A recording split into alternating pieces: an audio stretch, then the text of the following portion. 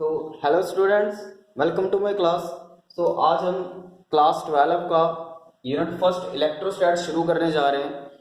तो इस चैप्टर के अंदर जो हमारा पहला मुद्दा है, जो हमारा पहला टॉपिक है, उस टॉपिक का नाम है इलेक्ट्रिक चार्ज। ठीक है। तो इलेक्ट्रिक चार्ज क्या है बेटा? Electric charge is made up of atoms. तो ये हमको पता ही है, electric charge is made up of atoms. तो एटम्स क्या है? देखो, ये मेरे पास एक एटम है और इस एटम के अंदर क्या है? न्यूक्लियस। और यहाँ पे क्या है? इलेक्ट्रॉन। एक इलेक्ट्रॉन नहीं होते, बहुत सारे इलेक्ट्रॉन्स होते हैं उसके आसपास। और इस न्यूक्लियस के अंदर क्या होता है? यहाँ पे क्या है हमारा? न्यूक्लियस। और इस न्यूक्लियस के अंदर क्या है? Neutron, neutrons, protons. न्यूक्लियस के अंदर क्या है? Neutron plus protons. ठीक है। तो क्या है इलेक्ट्रिक चार्ज? क्या है? एक एटम है।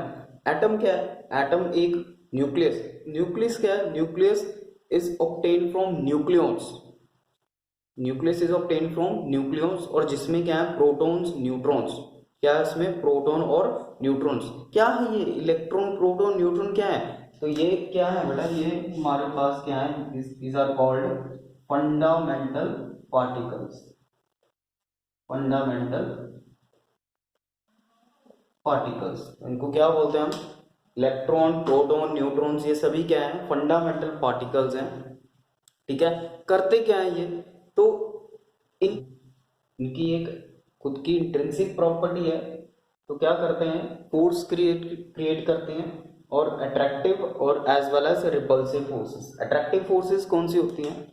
जहां पे like charges, sorry, unlike charges एक दूसरे को क्या करते हैं? अट्रैक्ट करते हैं, और लाइक चार्जेस एक दूसरे को रिपेल करते हैं। Attractive forces, unlike charges, unlike charges. और रिपल्सिव फोर्स कहाँ लगती है? लाइक चार्जेस पे। लाइक चार्जेस जैसे इलेक्ट्रॉन और प्रोटॉन। इलेक्ट्रॉन और प्रोटॉन एक दूसरे को क्या करते हैं? अट्रैक्ट करते हैं। और पॉजिटिव पॉजिटिव एक दूसरे को रिपेल करेंगे, नेगेटिव नेगेटिव एक दूसरे को रिपेल करेंगे। ठीक है। तो यहां पे मैंने आपको बता दिया अट्रैक्टिव और रिपल्सिव फोर्सेस के बारे में। ठीक है। अब इसके बाद कहते हैं जो इलेक्ट्रिक चार्ज है, जो इलेक्ट्रिक चार्ज है वो दो टाइप्स के होते हैं। चार्ज दो टाइप के हैं, हमको पता है। जो चार्ज है वो कितने टाइप का है? दो टाइप के चार्जेस हैं। एक होता है पॉजिटिव चार्ज, और एक होता है negative charge. Negative charge, positive charge means protons, और नेगेटिव चार्ज मीन्स इलेक्ट्रॉन्स। तो ये आपको पता ही है, पॉजिटिव मीन्स प्रोटॉन्स और नेगेटिव मीन्स इलेक्ट्रॉन्स। ठीक है। तो नेक्स्ट हम बात करेंगे वैल्यूज ऑफ चार्ज के बारे में। जो चार्ज है हमारे, प्रोटॉन और इलेक्ट्रॉन, उनकी वैल्यूज, दैट मीन्स कितनी कितनी वैल्यूज होती है उनकी। ठीक है। प्रोटॉन और एक तरफ इलेक्ट्रॉन्स। तो well charge on proton, charge on electron. Electron के ऊपर कितना चार्ज होता है? प्रोटॉन के ऊपर कितना चार्ज होता है? That is 1.6 into 10 raised to power minus 19 coulomb and 1.6 into 10 raised to power minus 19 coulomb। तो देखो क्या है इसमें, कहते proton means positive, electrons means negative. तो जिसके कारण इनकी जो वैल्यूज हैं, तो ये प्लस में हो जाएगी और उसकी वैल्यू क्या हो जाएगी? माइनस में, नेगेटिव में। ठीक है। बट फॉर मैग्नीट्यूड, मैग्नीट्यूड के लिए अगर हम मैग्नीट्यूड का केस लेते हैं, फॉर मैग्नीट्यूड, तो दोनों की जो वैल्यू है वो सेम रहेगी। 1.6 into 10 raise to power minus 19 coulomb. अगर हम मैग्नीट्यूड की बात करें तो दोनों की वैल्यू सेम रहेगी। ठीक है। और भैया ये क्या लगाया है हमने यहाँ पे? कूलम। ये हम क्या बार बार यहाँ पे यूज कर रहे हैं? कूलम। तो कूलम क्या है बेटा? ये चार्ज की यूनिट है। Coulomb, that is the SI unit of SI unit of charge. तो चार्ज की ये SI यूनिट है, ठीक है, तो याद रखना कूलम। तो जो ये यूनिट है ये कहाँ से आई है, तो आपने 10th क्लास में ये फॉर्मूला पढ़ा हुआ है, charge Q is equals to I into T, ठीक है।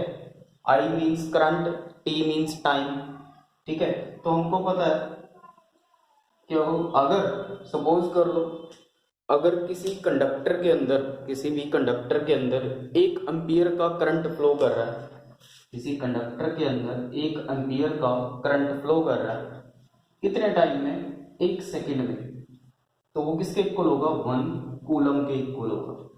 एम्पियर ये SI यूनिट है करंट की, ठीक है। टाइम ये सेकेंड SI यूनिट है, करंट SI यूनिट है टाइम की। सेकेंड जो है ये SI यूनिट है टाइम की, और 1 एम्पियर जो है वो करंट की यूनिट है, ठीक है। तो 1 ampere into 1 second that is equals to 1 coulomb, ठीक है। तो याद रखना, तो यहां से क्वेश्चन आपको आ सकता है डिफाइन 1 कूलम, डिफाइन 1 कूलम, ठीक है। ऐसे वेरी शॉर्ट क्वेश्चंस में आपको बन के आ सकता है।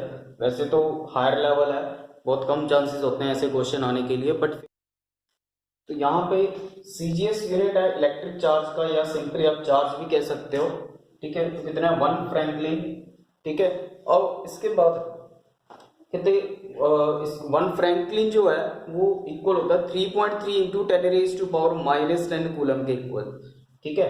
1 फ्रैंकलिन, तो यहाँ पे मैं थोड़ा ठीक कर देता हूँ, तो यहाँ पे स्पेलिंग इसके सही नहीं है, 1 फ्रैंकलिन, ठीक है। 1 Franklin is equals to 3.3 into 10⁻⁻10 coulomb. और एक और इसका यूनिट होता है CGS यूनिट, या फिर आप ये लिख सकते हो, या फिर आप ये भी लिख सकते हो स्टैट कूलम। ये तो आपने पढ़ा होगा, ये शायद पढ़ा भी होगा, नहीं भी पढ़ा होगा तो आप याद रख लेना बस, ठीक है। तो स्टैट कूलम भी लिख सकते हो, चाहे तो आप ये भी लिख सकते हो, फ्रैंकलिन भी लिख सकते हो, ठीक है। तो ये भी इसकी यूनिट है इलेक्ट्रिक चार्ज की, CGS यूनिट है, ये भी इलेक्ट्रिक चार्ज की CGS यूनिट है। This is a CGS unit of electric charge, this is also a CGS unit of electric charge, ठीक है। तो इसके बाद हम नेक्स्ट आगे चलते हैं कुछ और वैल्यूज की तरफ।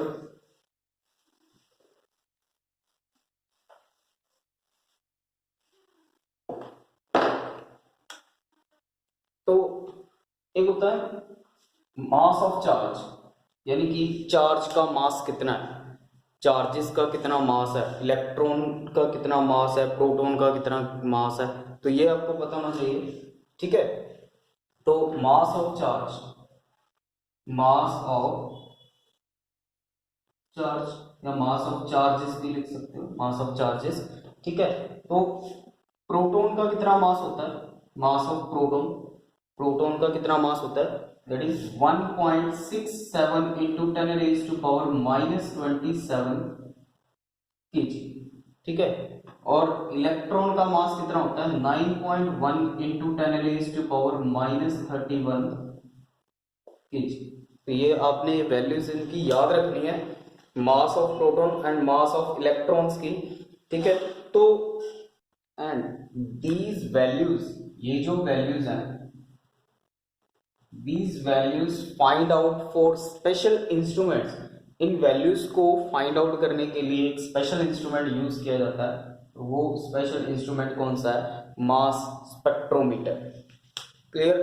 These values find out for special instrument called spectrometer, ठीक है। मास स्पेक्ट्रोमीटर अपने नाम याद रखना है, मास स्पेक्ट्रोमीटर की हेल्प से हम इन वैल्यूज को फाइंड आउट कर सकते हैं, ठीक है। तो नेक्स्ट हमारा टॉपिक है बेटा, that is calculation of charge. Calculation of charges में हम ये बता सकते हैं भाई किसी बॉडी के ऊपर कितना चार्ज प्रेजेंट है, ठीक है। तो यहाँ पे हम ये कैलकुलेट कर सकते हैं इस टॉपिक के अंदर, ठीक है। तो मान लो मेरे पास एक कोई भी मेटल प्लेट है या कोई भी बॉडी है, और उस बॉडी के ऊपर एक इलेक्ट्रॉन प्रेजेंट है, तो अगर इस बॉडी के ऊपर एक इलेक्ट्रॉन प्रेजेंट है तो मैं आपसे पूछूं कि बेटा इस बॉडी के ऊपर कितना चार्ज है, तो आप बोलोगे कि sir Q is equals to E, एक इलेक्ट्रॉन का चार्ज इसके ऊपर प्रेजेंट है। तो अगर मैं बोलूं इस बॉडी के ऊपर बहुत सारे इलेक्ट्रॉन प्रेजेंट है, बहुत ज्यादा, suppose n number of electron present है इसके ऊपर, तो मैं आपसे पूछूंगी इसके ऊपर कितना चार्ज होगा, तो आप बोलोगे कि sir Q is equals to n into E, इतना चार्ज होगा। अगर इस बॉडी के ऊपर n number of electron present है, n number of electron present है, तो इसके ऊपर चार्ज कितना होगा, Q is equals to n into E, और इसको क्या बोलते हैं हम, that is quantization of charge, quantization of charge. ठीक है, तो यहाँ पे n क्या रिप्रेजेंट कर रहा है, दैट मीन्स n रिप्रेजेंट कर रहा है नंबर ऑफ चार्जेस को रिप्रेजेंट कर रही है। ठीक है, n क्या रिप्रेजेंट करता है बेटा, नंबर ऑफ चार्जेस को, कितने मर्जी हो सकते हैं, से n is equals to 1 2 3 up to so जितने मर्जी। तो यहाँ पे एक चीज और बता दो बेटा मैं आपको, कहते अगर कोई बॉडी है, ये यही बॉडी है, अगर ये बॉडी चार्ज को एक्सेप्ट करती है, चार्जेस को एक्सेप्ट करती है या फिर उनको रिलीज करती है, कोई भी बॉडी है चार्जेस को एक्सेप्ट करती है, चार्जेस को रिलीज करती है, अगर वो एक्सेप्ट करती है तो उसके ऊपर चार्ज क्या कौन सा होगा, उसके ऊपर चार्ज क्रिएट हो जाएगा नेगेटिव। अगर वो रिलीज करती है तो उसके ऊपर कौन सा चार्ज क्रिएट हो जाएगा, पॉजिटिव चार्ज क्रिएट हो जाएगा।